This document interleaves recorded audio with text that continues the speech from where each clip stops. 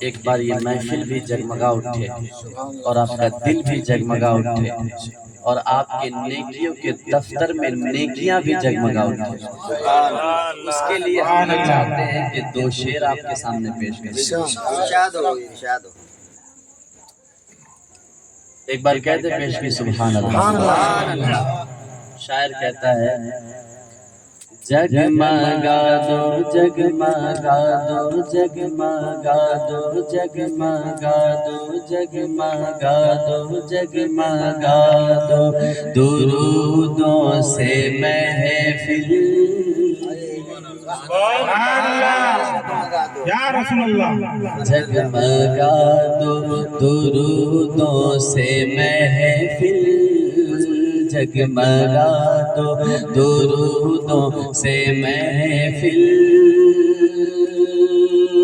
نعت میری سنانے سے پہلے جگمگا دو درودوں سے محفل نعت میری سنانے سے پہلے جگمگا دو درودوں سے محفل نعت میری سنانے سے پہلے جگمگا دو درودوں سے محفل نعت میری سنانے سے پہلے جگمگا دو درودوں سے محفل نعت میری سنانے سے پہلے ان کی راہوں میں دل کو بچھا دو ان کی راہوں میں دل کو بچھا دو ان کے تشریف لائے ان کی راہوں میں دل کو بچھا دو ان کے تشریف لانے سے پہلے اور یہ شعر پیش کرتا ہوں سماعت سرکار امام حسین کربلا میں تشریف فرما اور کربلا میں سرکار امام حسین رضی اللہ تعالیٰ عنہ کو شہید کیا گیا اور شہید کیسے کیا گیا کس حال میں کیا گیا آپ کو پتہ ہے کس حال میں تھے حالت سجدے میں تھے بس یہ واقعہ اپنے نگاہوں کے منظر میں ذہن میں رکھیے گا انشاءاللہ یہ شعر سمجھ میں آ جائے گا کہتے ہیں دھیان رب کی عبادت میں رہنا سبحان اللہ رکھیے گا انشاءاللہ شعر سمجھ میں آ جائے گا اور جب ہم بھی نماز پڑھیں نا تو دھیان بالکل عبادت میں نماز اللہ کی طرف توجہ جب ایسی نماز ہم پڑھیں گے نا تو یہ نماز جو ہے جس نماز میں صرف خدا کا ذکر ہو اور جس نماز میں صرف خدا کا یاد آئے وہ نماز بندے کو گناہوں سے بچا لے اور وہی نماز ذریعہ نجات ہے اور جنت میں لے جانے کی دلیل وہی نماز ہوتی ہے جس نماز میں خدا کے علاوہ کسی کا خیال ہے امام حسین رضی اللہ تعالیٰ عنہ کا وہ واقعہ آپ اپنے ذہن میں رکھیں اور شعر سماعت کریں ارشاد کہتے ہیں دھیان رب کی عبادت میں رہنا یہ حسین ابن حیدر کا کہنا دھیان رب کی عبادت میں رہنا یہ حسین ابن حیدر کا کہنا دھیان رب کی عبادت میں رہنا یہ حسین ابن حیدر کا کہنا دھیان رب کی عبادت میں رہنا یہ حسین ابن حیدر کا کہنا دو رکعت دو رکعت دو رکعت دو رکعت دو رکعت مجھ کو پڑھنے دے دشمن دو رکعت مجھ کو پڑھنے دے دشمن میری گردن اڑانے سے پہلے نعرے رسالت جشن عید میلاد النبی سرکار کی آمد نعرے تکبیر نعرے رسالت دو رکعت مجھ کو پڑھنے دے دشمن میری گردن اڑانے سے پہلے ان کی راہوں میں دل کو بچھا دو ان کے تشریف لانے سے کلام تاج الشریعہ ہمارے سہیل بھائی کا کہنا ہے کہ دو شعر پڑھ دیجیے وہ کلام تاج الشریعہ وہ منور میری آنکھوں کو میرے شمس الضحیٰ کر دے آپ لوگ سنتے ہوں گے ماشاءاللہ بہت ہی مشہور زمانہ کلام ہے حضور تاج الشریعہ کا اور مقبول رسالت مآب صلی اللہ علیہ وسلم حضور کی بارگاہ میں اس شعر کو قبول کیا گیا اور اللہ اس شعر کے صدقے میں ہم سب کو بھی قبول کرے اور حضور کی بارگاہ کی حاضری نصیب ہو جائے اور اس محفل کو بھی اللہ قبول فرمائے کیا کہتے منور میری آنکھوں کو میرے شمس الضحیٰ کر دے میری آنکھوں کو میرے شمس الضحیٰ کر دے منور میری آنکھوں کو میرے شمس الضحیٰ کر دے منور میری آنکھوں کو میرے شمس الضحیٰ کر دے غموں کے دھوپ میں وہ سایہ زلف دوتا سبحان اللہ مقبول میں وہ سایہ زلف دوتا کر دے منور میری آنکھوں کو میرے شمس الضحیٰ کر دے اور یہ بھی شعر سماعت کرتے ہیں میرے حضور کی عطا سے ہر کچھ ہے حضور تاج الشریعہ کیا کہتے ہیں کہتے جہاں پانی عطا کر دے سبحان اللہ جہاں پانی عطا کر دے بھری جنت ہبا کر دے سبحان اللہ جہاں پانی عطا کر دے بھری جنت ہبا کر دے جہاں پانی عطا کر دے بھری جنت ہبا کر دے نبی مختار گل ہے جسے کو جو چاہے عطا کر دے نبی مختار گل ہے جس کو جو چاہے عطا کر دے نبی مختار کل ہے جس کو جو چاہے عطا کر دے نبی مختار کل ہے جس کو جو چاہے عطا کر دے اور یہ بھی شعر پیش کرتا ہوں سماعت میں کہتے ہیں جہاں میں ان کی چلتی ہے جہاں میں ان کی چلتی ہے وہ دم میں کیا سے کیا کرے چلتی ہے نا حضور کی جہاں میں ان کی چلتی ہے وہ دم میں کیا سے کیا کر دے جہاں میں ان کی چلتی ہے وہ دم میں کیا سے کیا کر دے زمین کو آسماں کر دے سوریا کو آسماں کر دے سوریا کو کر دے زمین کو آسماں کر دے سوریا کو کر دے اگر اچھا لگ رہا ہو تو ایک شعر اور بہت ہی پیارا شعر میرے آقا تاج الشریعہ کیا لکھتے ہیں وہ کہتے ہیں نبی سے جو ہو بیگانہ اسے دل سے اسے دل میں مت رکھنا، اسے دل میں رکھنا ہی نہیں۔ نبی سے جو ہو بیگانہ اسے دل سے جدا کر دے، نبی سے جو ہو بیگانہ اسے دل سے جدا کر دے۔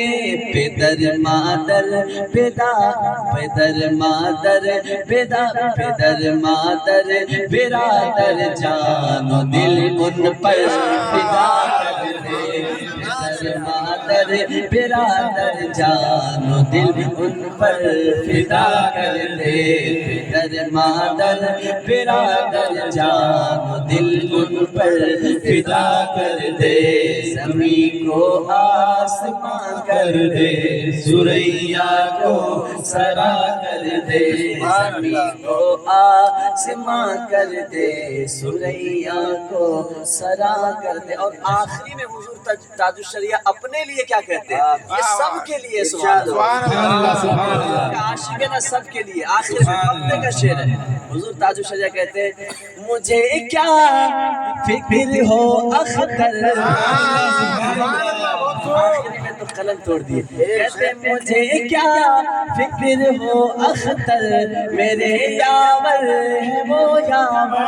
سبحان اللہ سبحان اللہ۔ مجھے کیا فکر ہو اختر، میرے یاور ہے وہ یاور۔ مجھے کیا فکر ہو اختر، میرے یاور ہے وہ یاور۔ ارے بلاؤں کو جو میری خود کی رفتار ہے، کو جو خود میرے گرفتار بلا کر دے۔ زمین کو آسمان کر دے، سریا کو سرا کر دے۔ درود شریف پڑھ لیجیے، اللہم صل علی سیدنا شفیعنا حبیبنا مولانا محمد السلام علیکم یا رسول اللہ۔ بڑی تیزی کے ساتھ وقت کی قلت دامنگیر ہے اور فجر میں ہم سب کو اٹھنا ہے نا انشاءاللہ انشاءاللہ اٹھیں گے ضرور۔ اور میں نے جو آیت کریمہ پڑھی، اللہ فرماتا ہے قد من اللہ علی المؤمنین، قد من اللہ علی المؤمنین اذ بعث فیہم رسولا۔ اللہ فرماتا ہے اے ایمان والو، میں نے تم پر اپنا رسول بھیج کر سب سے بڑا احسان کیا۔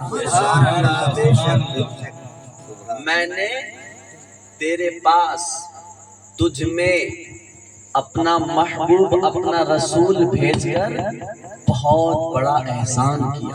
احسان کیا، غور سے سنیے گا، احسان کیا۔ کون کہہ رہا ہے؟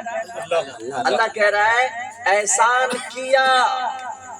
اب میں آپ سے پوچھوں گا، سوال بھی کروں گا اور آپ دل میں جواب بھی دیجئے گا کہ اللہ تبارک و تعالیٰ نے ہمیں تو ماں باپ بھی دیے، یہ اللہ کا احسان نہیں ہے؟ بہت بڑا ہے نا احسان اللہ کا، مگر احسان جتلایا نہیں جتلایا۔ اللہ نے ہمیں آنکھیں عطا کی، آنکھ ہے نا اللہ کی نعمت، مگر احسان جتلایا نہیں جتلایا۔ اولاد کتنی بڑی نعمت ہے۔ آج ہی ایک بندہ، نام نہیں لوں گا، آج ہی ایک بندہ ہے میرے سامنے ایک واقعہ پیش کیا۔ واقعہ یوں تھا کہ حضرت ایسی سی بات ہے کہ میرے شسٹر بہن کی شادی کو 7 سال ہو گئے اور 7 سال میں اولاد نہیں ہوئی نا، تو ان کی ساس نے بہت برا بھلا کہا، 5 کہا، اور یہاں تک کہ ان کی ساس نے نا کسی کی دعوت میں وہ جاتی بھی تھی تو کہتی تھی کسی کو تو ہاتھ مت لگا ورنہ اس کو بھی اولاد نہیں۔ کہیں شادی میں جاتی، کہیں دعوت میں جاتی تو کہتے اسے ہاتھ مت لگانا ورنہ وہ بھی بانجھ ہو جائے گی، تو کسی کو ہاتھ مت لگانا۔ اس بیٹی کے اوپر کیا گزرتی ہے، اولاد نہیں ہو رہی ہے، اس وجہ سے کئی باباؤں کا چکر بھی لگا، انتر منتر بھی ہوئے، دھاگے بھی ہوئے، کئی سارے مزارات پر حاضری بھی ہوئی، پھر بھی اولاد نہیں ہوئی۔ میں ان جاہلوں سے اور ان بد اخلاق لوگوں سے یہ کہنا چاہتا ہوں کہ اولاد کسی کے مرضی سے نہیں بلکہ رب کی مرضی سے ہوتی ہے۔ اولاد رب کی مرضی سے ہوتی ہے۔ حضرت ابراہیم علیہ السلام اللہ کے نبی تھے مگر اولاد نہیں، دوسری بیوی جب آئی پھر بھی اولاد نہیں، مگر قربان جائیے 95 یا 80 سال کے بعد اولاد ہوئی تھی۔ شادی کے کتنے سال بعد؟ 80 سال، روایتوں میں 80 سال یا 95 سال۔ اتنے سالوں کے بعد حضرت ابراہیم نے اور ان کی بیوی حضرت حاجرہ و سارہ رضی اللہ تعالی عنہ کی دعا جو زندگی پر چلتی رہی، آج 80 سال تو عمر بھی نہیں ہوتی ہے انسانوں کی، اس سے پہلے دنیا سے رخصت ہو جاتا ہے، مگر دعائیں چلتی رہی، 80 سال تک دعائیں مانگتے رہے، مگر جب 80 سال کے بعد حضرت ابراہیم خلیل اللہ کی دعائیں قبول ہوئی، اللہ نے اسماعیل ذبیح اللہ عطا کیا، اور پھر اللہ نے اسماعیل ذبیح اللہ عطا جیسے کیا، جیسے 8-9 سال کی عمر ہوئی، اللہ نے کہا میری راہ میں قربان بنو۔ کیسی قربانیاں ہیں یہ؟ اولاد کے لیے پہلے 80 سال دعائیں مانگی، اب جب اولاد ہو گئی تو قربانی کرو۔ تو 80 سال کے بعد بھی دینا یہ رب کی مرضی ہے، اور 7 سال بعد دے یا 8 سال بعد دے یا 1 سال بعد دے، یہ بھی رب کی مرضی ہے۔ کبھی اللہ کی رحمت سے نا امید نہیں ہونی چاہیے۔ کہتے ہیں نا ہمیں کچھ نہیں ہو رہا، مل نہیں رہا، نا شکریہ اللہ کی کرتے، نہیں، کبھی نہیں کرنی چاہیے۔ تو میں بتانا یہ چاہتا ہوں اولاد کتنی بڑی نعمت ہے۔ جس کے گھر میں اولاد نہ ہو، ساس کے تانے سننے پڑتے ہیں، شوہر کے تانے سننے پڑتے ہیں، پڑوس کے اور شوہر کے بھائی بہن ان کے تانے سننے پڑتے ہیں، پڑوسیوں کے تانے سننے پڑتے ہیں۔ یہ اولاد ہے جو اللہ کی بڑی نعمت ہے۔ اولاد نہ ہو تو دنیا کتنے ڈاکٹروں کے پاس کئی لاکھ روپے خرچ کر لیتا ہے، مگر پھر بھی اللہ اکبر محرومی، اولاد کی محرومی رہتی ہے۔ اس لیے بتانا یہ مقصد ہے کہ اولاد بھی اللہ کی، مگر احسان جتلایا نہیں جتلایا۔ اللہ تبارک و تعالیٰ نے گھر دیا اپنے بدن کو چھپانے کے لیے، مکان دیا، چھت دیا اپنے بدن کو چھپانے کے لیے، آرام کے لیے۔ بتائیے اللہ کی نعمت ہے کہ نہیں؟ جائیے ان غریبوں کو دیکھیے جو بس اڈوں پہ، ریلوے اسٹیشنوں پہ اور سڑکوں پہ جا کے ایک پھٹی چادر، پرانی چادر میں سو رہے ہوتے ہیں اپنے 2-2 3-3 بچوں کے ساتھ۔ ان سے پوچھئے کہ مکان کتنی بڑی نعمت ہے۔ تو بتائیے مکان ہے نا نعمت؟ احسان جتلایا نہیں۔ جن آنکھوں سے ہم دیکھتے ہیں وہ آنکھ کیسی نعمت ہے، اس سے جا کے پوچھیے جس کے پاس آنکھ نہیں ہے، جو ترستے ہیں اپنے اولاد کو دیکھنے کے لیے، جو ترستے ہیں اپنے ماں باپ کو دیکھنے کے لیے، جو ترستے ہیں حضور کا مدینہ دیکھنے کے لیے، جو ترستے ہیں خواجہ غریب نواز کی چوکھٹ دیکھنے کے لیے، جو ترستے ہیں اللہ اکبر دنیا کی یہ نمائشیں ہیں، یہ ہریالیاں ہیں، یہ ساری چیزوں کو دیکھنے کے لیے ترستے ہیں، ان سے جا کے پوچھئے کہ آنکھ کتنی بڑی نعمت ہے۔ اللہ نے احسان جتلایا نہیں جتلایا۔ اللہ تبارک و تعالیٰ نے چلنے کے لیے پاؤں دیے۔ اب بتائیے پاؤں کتنی بڑی نعمت ہے، یہ اسے سمجھ میں آتا ہے جس کے پاس پاؤں نہیں، اور جس کے پاس پاؤں ہے وہ بھی اگر تصور کے دنیا میں جائے اور اسے سمجھ میں آئے کہ اللہ تبارک و تعالیٰ نے جو ہمیں پاؤں عطا کیا ہے وہ کتنی بڑی اللہ کی نعمت ہے، اگر یہ پاؤں نہ ہوتے تو ہم مسجدوں کی طرف نہ آ پاتے، یہ پاؤں نہ ہوتے تو اللہ اکبر ہم دنیا کی یہ ہریالیاں نہیں دیکھ پاتے، یہ پاؤں نہ ہوتے تو ہم دنیا کی سرز و سبز نہیں دیکھ پاتے، یہ پاؤں نہ ہوتے تو بازار نہیں ٹہل پاتے، یہ پاؤں نہ ہوتے تو اللہ اکبر پارکوں میں نہیں جا پاتے، یہ پاؤں نہ ہوتے نہ دعوتوں میں جا پاتے، نہ کہیں جا پاتے۔ اللہ اکبر اب بتاؤ، پوچھو اپنے دل سے کہ یہ پاؤں اللہ کی کتنی بڑی نعمت ہے۔ اللہ نے احسان جتلایا نہیں جتلایا۔ بتانا یہ چاہتا ہوں کہ اللہ تبارک و تعالی اللہ ارشاد فرماتا ہے لا تبطلوا صدقاتکم بالمن والاذى کالذی، ایک جگہ فرما رہا ہے اے مومنو احسان کرنے کے بعد احسان مت جتلانا ورنہ تمہاری نیکی ضائع ہو جائے۔ احسان کرنے کے بعد احسان مت جتلانا اے ایمان والو، ورنہ تمہاری نیکی ضائع ہو جائے گی اگر تم نے احسان کر کے کسی پر احسان جتلایا۔ مثلا یوں سمجھیے کسی نے کسی کو زکوٰۃ دے دی، کسی غریب کو زکوٰۃ دے دیا، اور زکوٰۃ دینے کے بعد جب زکوٰۃ اس نے دے دیا، اب کچھ دنوں کے بعد وہی جس نے زکوٰۃ لیا تھا اور جس نے زکوٰۃ دیا تھا وہ ایک محفل میں مل گئے، ایک محفل میں مل گئے۔ اب جیسے ایک محفل میں ملے تو جس زکوٰۃ دینے والا جو تھا وہ بھی پہنچا اور جو زکوٰۃ لینے والا تھا وہ بھی پہنچا۔ زکوٰۃ لینے والا کرسی پہ بیٹھا ہوا ہے اور زکوٰۃ دینے والا جب آیا تو آنے والا زکوٰۃ دینے والا جب آیا تو کیا دیکھتا ہے وہی بندہ ہے جس کو میں نے زکوٰۃ دیا تھا۔ اب جس کو اس نے زکوٰۃ دیا تھا وہ بندہ اسے کرسی پہ بیٹھنے نہیں دے رہا ہے، یعنی اسے کرسی پہ بیٹھنے کی دعوت نہیں دیا، اسے یہ نہیں کہا کہ آئیے کرسی پہ آ کے بیٹھ جائیے۔ پھر اس زکوٰۃ دینے والے کے دل میں خیال آیا کہ میں نے اس پر تو احسان کیا تھا، اس کو زکوٰۃ دیا تھا، اور آج اس محفل میں آیا ہوں، یہ کرسی پر بیٹھا ہے اور مجھے کرسی نہیں دے رہا ہے، میری عزت نہیں کر رہا ہے، میرا احترام نہیں کر رہا ہے، مجھے مدعو نہیں کر رہا ہے۔ آپ وہ جا کر اسے یہ کہے تجھے زکوٰۃ دیا تھا، تو نے تو میرا کوئی احترام نہیں کیا، یہ ہو گیا احسان جتلانا۔ کیا ہو گیا؟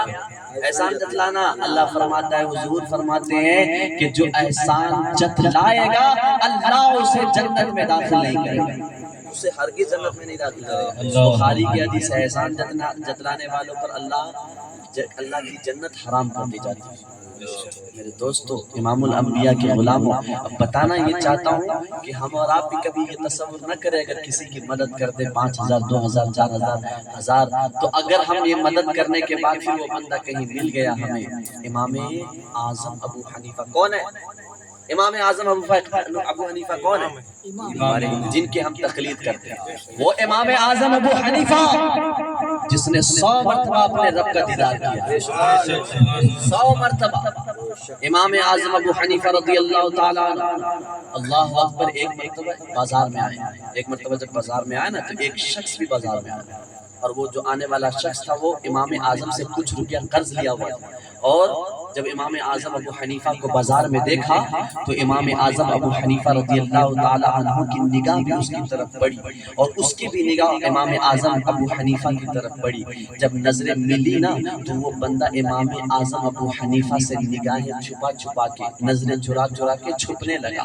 امام اعظم ابو حنیفہ نے وہ دیکھا منظر، جیسے ہی دیکھا نا تو امام اعظم ابو حنیفہ ان کا پیچھا کرنے لگے، اور پیچھا کرتے کرتے ان کو تھام لیے، ان کی کلائی کو پکڑ لیے، اور پکڑنے کے بعد کہا تو مجھے دیکھ کر اس طریقے سے کیوں چل رہا ہے، اس طریقے سے کیوں چھپ رہا ہے؟ وہ کہنے والا کہتا ہے، وہ قرضہ لینے والا شخص کہتا ہے، حضرت میں نے آپ کا قرضہ لیا تھا اور آج اسی محفل میں آپ ملے ہیں، وعدے کے مطابق میں آپ کا قرض ادا نہیں کر سکا، لوٹا نہیں سکا، اس لیے مجھے شرم آ رہی ہے۔ میں نے جو تاریخ آپ کو دی تھی، میں نے جو وعدہ کیا تھا، اس وعدے کے مطابق آپ کا قرضہ میں دے نہ سکا، اس لیے مجھے شرم آئی آپ کو دیکھ کر، اس لیے میں منہ چھپانے لگا۔ امام اعظم ابو حنیفہ کہتے ہیں، اللہ اکبر، سنیے امام اعظم ابو حنیفہ کا وہ جملہ اپنے دل کی تختی پہ نوٹ کیجئے۔ امام اعظم ابو حنیفہ نے کہا، کیا تو مجھے دیکھ کر شرما گیا؟ کیا تو مجھے دیکھ کر اپنے منہ چھپانے لگا، اپنے راستے بدلنے لگا؟ کہا ہاں میں شرما گیا تھا کہ وعدے کے مطابق قرضہ نہ لوٹا سکا، اس لیے مجھے شرم آ رہی تھی۔ امام اعظم ابو حنیفہ نے کہا مجھے معاف کر دیا، مجھے معاف کر دے۔ کہا حضور کیوں؟ غلطی تو میری، غلطی میری ہے، وعدے کے مطابق قرضہ ادا نہیں کیا، غلطی میری ہے حضور، آپ کیوں کہہ رہے ہیں؟ مجھے معاف کر دے میرے یار، مجھے معاف کر دے۔ کہا حضور ایسا کیوں کہتے ہیں؟ امام اعظم ابو حنیفہ نے کہا ہم اس لیے کہہ رہے ہیں کہ میں وہ کون ہو سکتا ہوں کہ جو امام الانبیاء کے غلاموں کو شرما دے۔ امام الانبیاء کے غلاموں کو امام الانبیاء کے غلام میری وجہ سے شرما جائے اور میری وجہ سے منہ چھپائے، میں وہ کون ہو سکتا ہوں کہ امام الانبیاء کے غلام میری وجہ سے اپنی منہ کو چھپا لے؟ اس لیے مجھے معاف کر میرے دوست، مجھے معاف کر دے۔ کہا حضور غلطی میری ہے۔ کہا معاف کر دے نا یار، میں تیری بارگاہ میں ریکویسٹ کرتا ہوں مجھے معاف کر دے۔ جب اس نے معاف کیا، کہا ٹھیک ہے حضور میں نے آپ کو معاف کیا۔ امام اعظم ابو حنیفہ نے کہا جب کوئی کسی پر احسان کرے تو اللہ فرماتا ہے احسان کا بدلہ تو اسے احسان سے دیا کر، تو نے مجھ پر مجھے معاف کر کے احسان کیا، جب میں نے تیرا بھی قرضہ معاف کر بے شک سبحان اللہ سبحان اللہ تیرا بھی قرضہ معاف کر۔ یہ کسی کو آپ نا محفل میں اپنی وجہ سے کسی کو نہ ذلیل نہ کریں، رسوا نہ کریں، آپ کی وجہ سے کوئی رسوا نہ ہو جائے۔ آپ امام الانبیاء کے غلام ہیں، آپ کو یہ تعلیم نہیں دی گئی۔ اب اپنی موضوع کی طرف آتا ہوں، دیکھیں امام الانبیاء سرکار دو عالم صلی اللہ تعالی علیہ وآلہ وسلم کے بارے میں میرا اللہ فرماتا ہے لقد من اللہ علی المؤمنین اذ بعث فیہم رسولا۔ اے ایمان والو، میں نے تمہارے بیچ اپنا رسول بھیج کر تم پر بڑا احسان کیا۔ اب اللہ تبارک و تعالیٰ کی بارگاہ میں نے عالم کیفیت میں پوچھا، میں نے سوال کیا یا اللہ آنکھ دیا احسان نہ جتلایا، یا اللہ تو نے پیر دیا احسان نہ جتلایا، ماں باپ دیا احسان نہ جتلایا، اولاد دیا احسان نہ جتلایا، ہاتھ پیر دیا احسان نہ جتلایا، سننے کے لیے کان دیا احسان نہ جتلایا، زبان دی بولنے کے لیے احسان نہ جتلایا، دیکھنے کے لیے دنیا دیا احسان نہ جتلایا، اولاد دیا احسان نہ جتلایا، دولت دیا احسان نہ جتلایا، گھر دیا احسان نہ جتلایا، ایمان والا بنایا احسان نہ جتلایا۔ اے پروردگار عالم، آخر تو اپنے محبوب پروردگار عالم اپنے محبوب دو عالم صلی اللہ تعالی علیہ وآلہ وسلم کے آنے پر احسان جتلانے کا تو خود کہہ رہا ہے میں نے تجھ پر احسان کیا، اور تو ایک جگہ یہ کہتا ہے کہ احسان کرنے کے بعد احسان مت جتلانا، اور ایک جگہ تو خود احسان جتلا رہا ہے۔ کنسپٹ کیا ہے اس کا؟ ایک جگہ احسان کر کے احسان مت جتلاؤ ورنہ تمہاری نیکیاں ضائع ہو جائے گی، اور ایک جگہ تو خود احسان جتلا رہا ہے اپنا محبوب بھیج کے۔ اب سنیے، کسی کے گھر میں میت ہو جاتی ہے، اب میں یہاں سے آپ کو سمجھ میں آئے گی، کسی کے گھر میں میت ہو جاتی ہے تو میت ہو جانے کے بعد اب کسی پڑوسی کا فون آیا، رشتہ دار کا فون آیا، فون آتا ہے، جیسے ہی فون آیا نا تو اب سلام کلام ہوتا ہے، گفتگو ہوتی ہے۔ پہلے تو گھر میں ماتم ہوتا ہے، روتے ہیں، پھر اس کے بعد جب تھوڑا سا سکون ہلکا سا ملتا ہے تو رشتہ دار کو فون کرتے ہیں، ہاں میرے گھر میں میت ہو گئی ہے۔ اب میت جب ہوتی ہے، اب وہ جو بندہ رشتہ دار جو بات کر رہا ہے وہ جب تک فون نہیں رکھتا جب تک یہ نہیں پوچھ لیتا ہے کہ میت یعنی جنازہ کب ہوگی، پوچھ جب نہیں لیتا ہے فون تب تک نہیں رکھتا۔ اب اس کے بعد ہو گیا، بات چیت ہو گئی، گھر میں ماتم ہے، گھر میں غم کا عالم ہے۔ اب اس عالم میں اولاد اپنے باپ کو دیکھ رہے ہیں، باپ کے بدن پہ جو باپ مرا ہوا ہے اس کے بدن پہ کپڑے ہیں، اس کے ہاتھ میں اگر قیمتی گھڑی ہو نا تو اولاد کی نظریں اس پر ہوتی ہے کہ پہلے میں نکالوں یا پہلے یہ نکالے۔ اگر باپ کے ہاتھ میں قیمتی انگوٹھی ہو اولاد یہ سوچتی ہے کہ میں نکالوں پہلے، اگر باپ کے جیب میں پرس ہو، بٹوا ہو، اولاد کی نظر اس پہ ہوتی ہے کہ پہلے میں نکالوں۔ اللہ اکبر کبیرہ۔ اب جب یہ ساری چیزیں ہوتی، کپڑے کینچیوں سے پھاڑ دی جاتی ہے، پھاڑنے کے بعد اسے غسل دیا جاتا ہے، غسل دینے کے بعد اب پڑوسیوں کا فون آتا ہے کہ اسے کب نکالا جائے گا گھر سے، اسے کب نکالا جائے گا، اسے کب گھر سے باہر نکالا جائے گا۔ اللہ اکبر۔ جس نے پوری زندگی دولت کمائی اپنے اولاد کے لیے، جس نے پوری زندگی اپنے سرمایے کو قربان کیا اولاد کے لیے، جس نے پوری زندگی اللہ اکبر خون اور پسینہ ایک کیا اولاد کے لیے، لیے. اور یہی تک بس نہیں بلکہ اللہ اکبر ایسے ایسے لوگ بھی ہیں جو اللہ دولت کمانے کے لیے نہ حرام کو دیکھا نہ حلال کو دیکھا. ایسے ایسے لوگ بھی ہیں اللہ اکبر جنہوں نے حرام و حلال کی تمیز نہ کی, جنہوں نے رشوت کی تمیز نہ کی. اللہ اکبر جنہوں نے رشوت لیا, سود اور بیاج کے دھندے کیے, حرام طریقے سے پیسہ کمایا اور پھر اپنی اولاد کے لیے ایسا کیا, اپنی اولاد کے مستقبل کے لیے ایسا کیا. اب وہی اولاد اسے گھر سے نکال رہی ہے, اسے گھر سے جدا کر رہی ہے, اس مکان سے جدا کر رہی ہے جس مکان کو بنانے کے لیے پتہ نہیں کتنی جگہوں سے رشوت لیا تھا, کتنی جگہوں سے انہوں نے پیاز کا پیسہ لیا تھا, کتنی جگہوں سے حلال و حرام کی تمیز نہ کرتے ہوئے دولت کمایا تھا اس اولاد کے لیے, دولت کے لیے. اب وہی اولاد اسے مکان سے نکال رہی ہے. اللہ اکبر کبیرہ. اب اسے نکال دیا گیا اور نکالنے کے بعد اب اس کو قبر میں دفنا جاتا ہے. قبر میں دفنا دیا گیا, مٹی ڈال دی گئی. مٹی ڈالنے کے بعد غسل بھی دیا گیا, غسل دینے کے بعد مٹی ڈال دی. اب وہ کہنے والا کہتا ہے کہ جب تو مجھے خاک کے سپرد ہی کرنا تھا تو مجھے غسل کیوں دیا, مجھے مٹی میں کیوں ڈالا, مجھ پر مٹی کیوں ڈالا.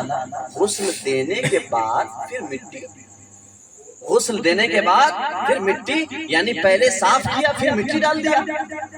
اگر تجھے سپرد ہی کرنا تھا خاک میں تو غسل کیوں دیا, پھر اچھے کفن کیوں دیے. اللہ اکبر. اور اولاد اب کفن بھی ناپ کے دے رہا ہے کہ کہیں بڑی نہ ہو جائے, کفن بھی ناپ کے دے رہا ہے نا, کفن بھی ناپ کے دے رہا ہے کہیں بڑی نہ ہو جائے. کفن بھی دے دیا گیا, اس کو قبر میں بھی رکھ دیا گیا. اب وہاں قبر میں جو ہے جہاں رکھا گیا ہے وہاں آنے والے ان کے والد بھی موجود ہے, ان کی والد بھی موجود ہے اور گھر میں ماں بھی موجود ہے. اب میں آپ سے پوچھتا ہوں کہ بتاؤ اس قبر کے اندر کیا والد گیا اس کے ساتھ رہنے کے لیے, کیا اس قبر کے اندر جو ماں جو باپ اپنے پیار کا احسان, جو باپ اپنے پیار کا ایک ایسا نمونہ پیش کرتا ہے زندگی بھر کہ کبھی جوانی میں اسے کوئی تکلیف ہونے نہیں دیتا, بچپن میں کبھی اسے رونے نہیں دیتا, وہ باپ جو ہے اس کے ساتھ نہیں جاتا, وہ ماں جو اپنی محبت کا خوب احسان جتلاتی ہے اور اپنے محبت کا چرچا کرتی ہے, اس قبر کے اندر نہیں گئی. کیا اس قبر کے اندر گئی؟ نہیں گئی میرے دوستو. اب میں یہاں سے آپ کو بتانا یہ چاہتا ہوں کہ ماں جو زندگی بھر پیار کرے, باپ جو زندگی بھر اور بچوں کے لیے دولت کمائے, وہ اپنی اولاد کے ساتھ قبر میں نہیں جاتی ہے. اب اللہ فرماتا ہے کہ میں اس کا احسان کیوں جتلاؤں جو اپنے اولاد کے ساتھ قبر میں بھی نہ جائے. میرے امام الانبیاء, میں اپنے محبوب کا احسان کیوں نہ جتلاؤں کہ جب تجھے ماں چھوڑ کے چلے جائے, تجھے باپ چھوڑ کے چلے جائے, اس وقت میرا محبوب تیرے قبر میں آ جائے. نعرہ تکبیر, نعرہ تکبیر, نعرہ رسالت. جب تیری ماں چھوڑ دے, جب تیرا باپ تجھے چھوڑ کے چلے جائے, اس وقت امام الانبیاء قبر میں تشریف لائے. اس کا احسان کیوں نہ جتلاؤں. اب دیکھیے ہاتھی بہت بڑا جانور ہے نا, جانور بہت بڑا جانور ہے, بہت بڑا جانور ہے, مگر ایک دانے کے لیے ذلیل ہوتا ہے. سر کو جھکاتا ہے نہیں جھکاتا ہے, جھکاتا ہے سر کو.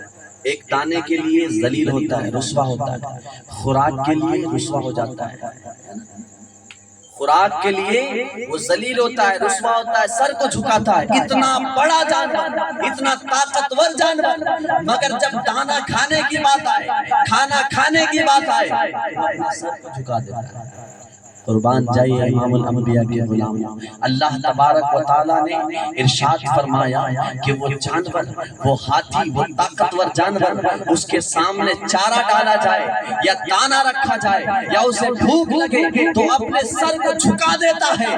مگر تجھ کو میں نے اپنے لیے پیدا کیا ہے, اسی لیے تجھے دنیا کے سامنے جھکنے نہیں دوں گا. تجھے دو ہاتھ دی اور دو ہاتھ اس لیے دی کہ تجھے دانے کے سامنے جھکنا نہ پڑے, بلکہ وہ ہاتھ تیرے منہ کے اندر. تجھے بنایا اپنے لیے, تیرا سر جھکے گا تو رب کائنات اور کسی کے بارگاہ میں نہیں جھکے گا. اتنی بڑی اللہ نے ہاتھ دیے, ہاتھ, یہ دونوں ہاتھ ہمارے ہتھیار ہیں. یہ دونوں ہاتھ ہمارے نوکر ہے، نوکر جو زندگی پر ہماری نوکری کرتا ہے. یہ دونوں ہاتھ ہمارے لیے طاقت ہے، یہ دونوں ہاتھ ہمارے لیے ہتھیار ہے. ہم اس ہاتھ سے پکڑتے بھی ہیں، اس ہاتھ سے اٹھاتے بھی ہیں، اس ہاتھ سے سہارا بھی لیتے ہیں، اس ہاتھ سے کھاتے بھی ہیں، اس ہاتھ سے کسی کا مدد بھی کرتے ہیں. تو یہ ہاتھ پوری زندگی پر ہماری نوکری کرتا ہے. ایک بزرگ کہتے ہیں کہ میں نے زندگی پر گناہ کرنا چھوڑ دیا. کیوں چھوڑ دیا؟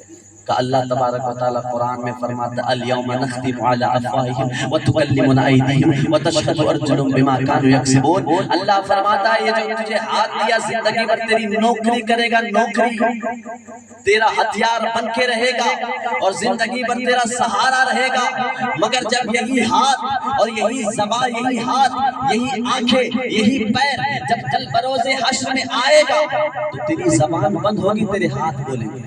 اليوم نختم على افواههم وتكلمنا ايديهم وتشهد ارجلهم بما كانوا يكسبون. اللہ فرماتا ہے تیری زبان پہ لگام لگا دی جائے گی اور تیری ہاتھ مجھ سے کلام کریں گے. انٹرنیٹ پر اس ہاتھ کا استعمال کیسے ہوا؟ یہ ہاتھ جواب دے گا. موبائل پر اس ہاتھ کا استعمال کیسے ہوا؟ یہ ہاتھ جواب دے گا. دنیا میں تم نے کس پر ظلم کیا؟ یہ ہاتھ جواب دے گا. زبان بند ہو گئی، منہ پہ لگام لگا دی گئی، منہ بند کر دیا گیا.